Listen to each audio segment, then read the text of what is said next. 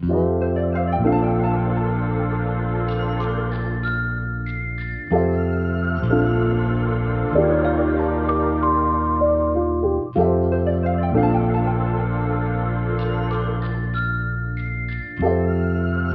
ću vam govoriti o nemjerljivim zdravstvenim utjecajima redovitog konzumiranja maslinovog ulja.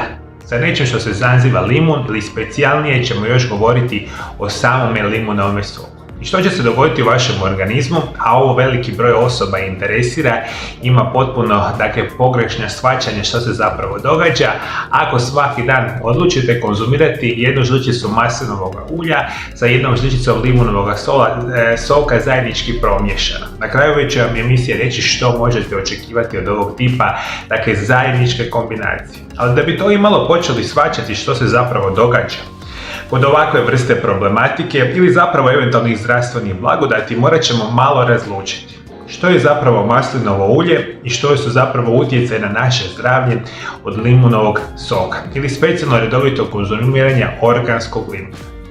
I mi ako želimo konzumirati i imati najbolje zdravstvene blagodati redovito konzumiranja maslinovog ulja, moramo razmišljati da ono mora biti ekstra djevičansko organsko, još ukoliko je moguće hladno prešano maslinovo ulje.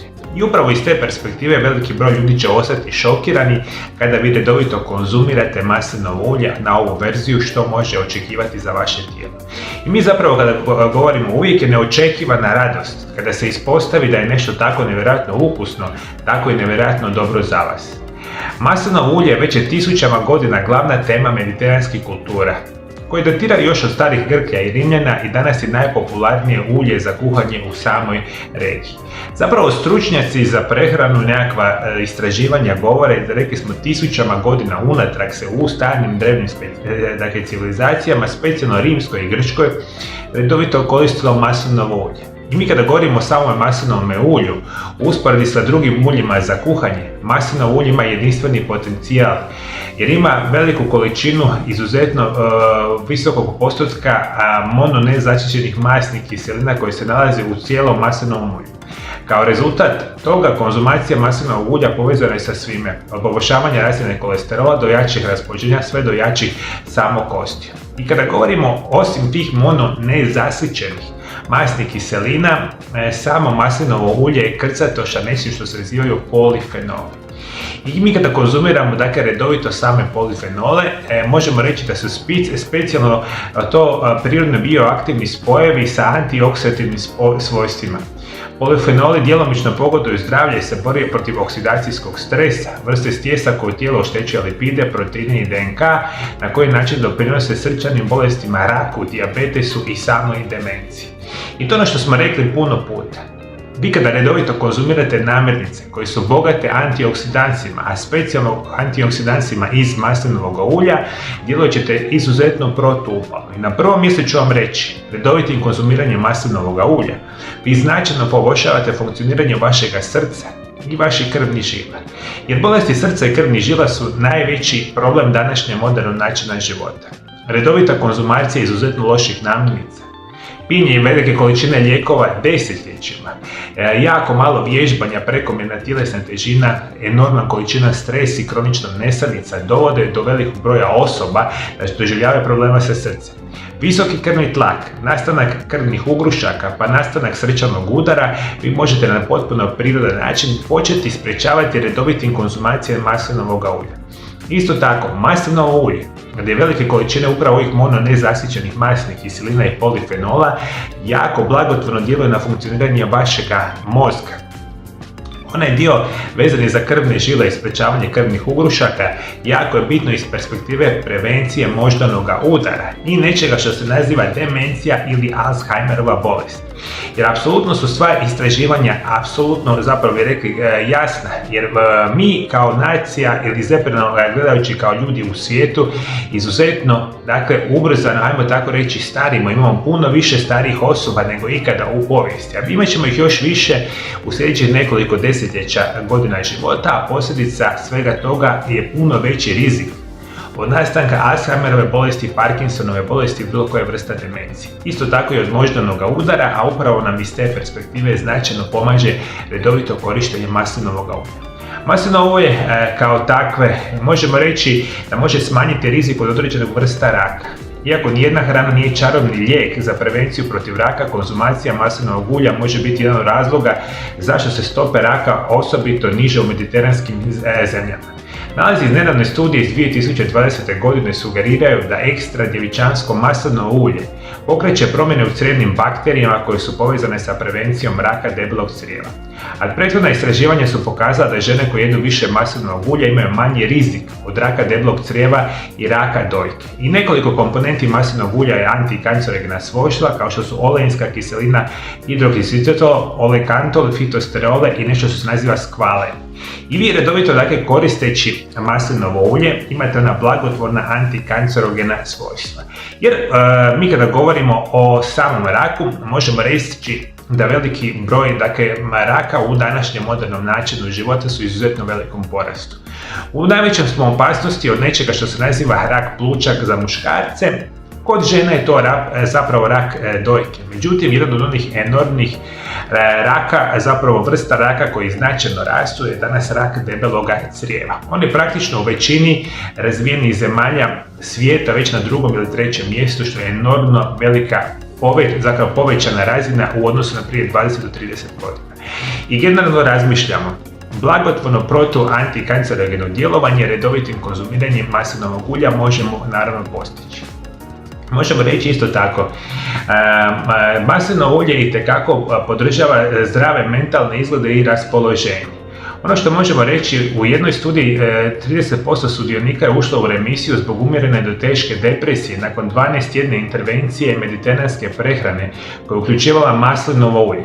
Dodatna istraživanja sugeriraju da korisne masti maslinovog ulja podržavaju središnji živčani sustav, pomažući živcima da pravilno funkcioniraju i povećajući razinu neurotransmitera serotonina koja podržava samo raspoloženje. Što konkretno znači da veliki broj osoba koje patite od kronične depresije, kroničnog stresa, kronične anksioznosti, redovitim konzumiranjem maslinovog ulja možete si pomoći iz ove perspektive. Bolja funkcija pamćenja, bolja funkcija koncentracije, jer blagotvorno djelujete na funkcioniranje vašega mozga. Isto tako, svi vi koji imate problema sa zglobovima, pa imate bolesti koje se nazivaju artroze, artritisi, bolne, ukočene, otečene zglobove, redovitim konzumiranjem maslinovog ulja možete si itekako pomoći.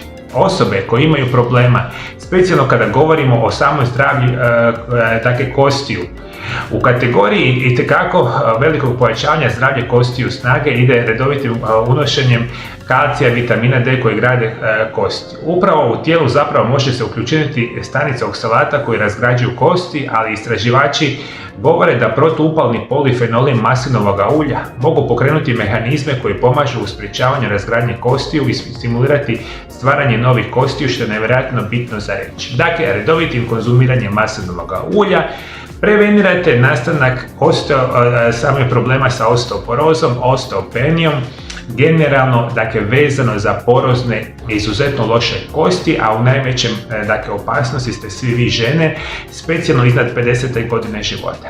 Redovito konzumiranje maslinovog ulja značajno pojačava vaš imunitet. Specijalno je jako bitno maslinovo ulje ukoliko zapravo niste znali da maslinovo ulje značajno povećava funkcioniranje crijevnog mikrobioma. A crijevni mikrobiom se nama nalazi naravno u tankom i debelom crijevu. To je zapravo sve ona široka lepeza, milijarde samih mikroorganizama koje nazivamo virusi, bakterije, gljivice i slične vrste mikroorganizama onoga izuzetno dobroga tipa koji nama su ključni za naše zdravlje i pojačavaju naš imunitet. I vi kada redovito konzumirate maslinovo ulje, a rekli smo specijalno organsko, ekstra djevičansko maslinovo ulje, još ako je hladno prešano, hranite crijevni mikrobiom, imate puno bolji imunitet. Redovito koristeći samo maslinovo ulje, možemo reći da uravnotežujete šećer u krvi i možete pomoći u prevenciji dijabetesa. Zdrave masti su ključna prehrambena komponenta za sve koje pokušavaju spriječiti ili upravljati dijabetesom tipa 2. U studiji iz 2017. ljudi koji su jeli najviše maslinovog ulja imali su niži šećer u krvi, natašte i 16% smanjeni rizik od samoga dijabetesa. Sve masti pomaže usporiti apsorpciju glukoze u krvotoku što može održati stabilnost šećera u krvi, ali istraživanje sugeriraju da glavna mononezasićena masnoća u maslinom ulju, oleinska kiselina, itekako može potencirati normalizaciju funkcije inzulina u vašoj krvi. A vjerujte mi, veliki broj osoba je već sada u rezistenciji na inzulin. Jer zašto mi to znamo? Jer istraživanja su isto tako u potpunosti jasna. Računajući za 20 do 30 godina, praktično 40 do 50% odrasle svjetske populacije će imati dijabetes tipa 2.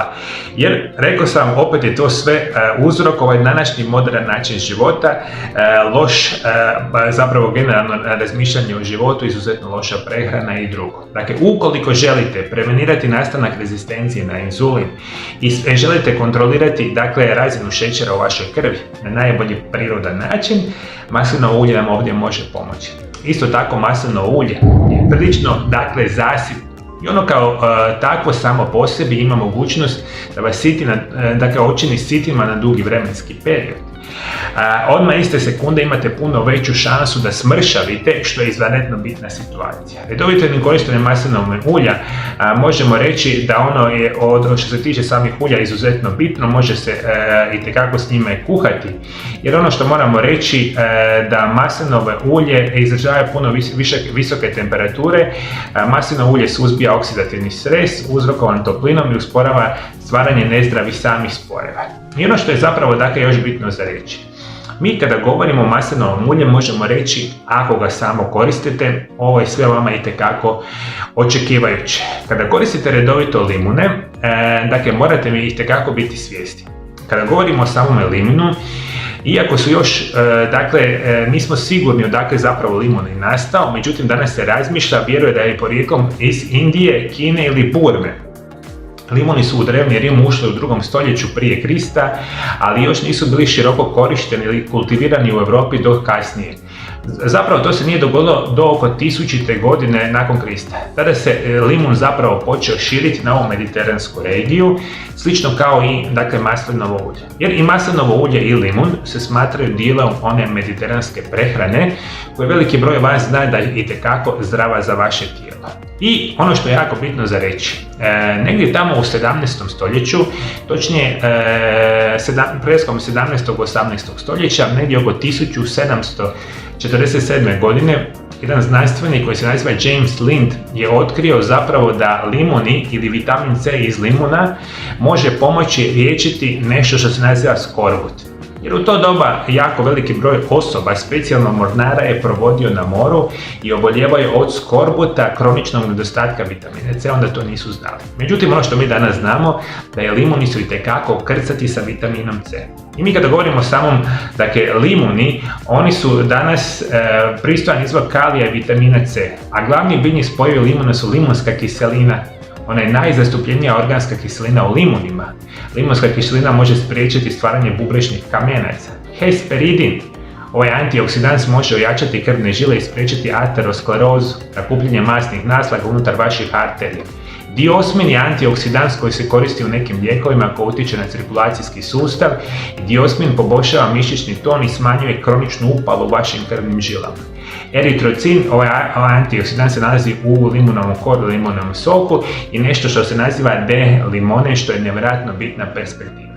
I ove takve vrste kemijskih supstanci se nalaze u našem limunu i vi ako ćete uzeti jednu malu žličicu, dakle, soka od limuna svaki dan, opet govorimo da bi trebao biti organski proizvedeni sok od limuna, možete prije svega očekivati značajno poboljšavanje vašega imuniteta. Jer upravo izuzetno velika količina vitamina C pojačava naš imunitet, štiti naše tijelo od nastanka, recimo, specijalno bolesti gornjih dišnih puteva. Prehlade, viroze, dakle, gripe, infekcije gornjih dišnih puteva puno jednostavnije rješavate redovitim korištenjem samoga limuna, međutim, čim jačate imunitet, sve vaše potencijalne tegobe idu na puno bolju perspektivu. Redovitim korištenjem, dakle, limuna pomičemo zdravlje srca. Limun daje oko 31 mg vitamina C, što je 51% referentnog dnevnog unosa. Jedan od najimpresivnijih koristi limuna je njezin učinak na zdravlje.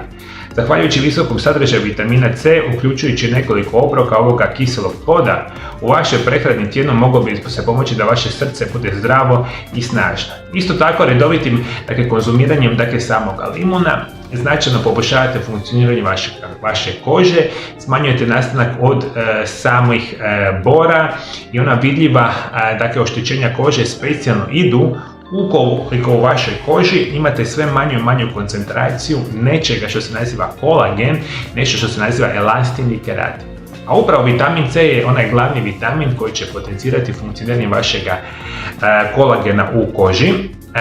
Ima upravo ta antioksidativna svojstva, dakle štiti vas od UV zračenja, vidljivo ćete se štititi zapravo nastanka suhe, ispucale, loše kože, međutim, ukoliko već imate problema onoga tipa sa psorijazom, ekcemima, dermatitisima i sličnim vrstama kožnih oboljenja, redovitim korištenjem limuna si ovdje možete pomoći. Dakle, limun kao takav je izvanredna namirnica za sprječavanje bubrežnih kamenaca.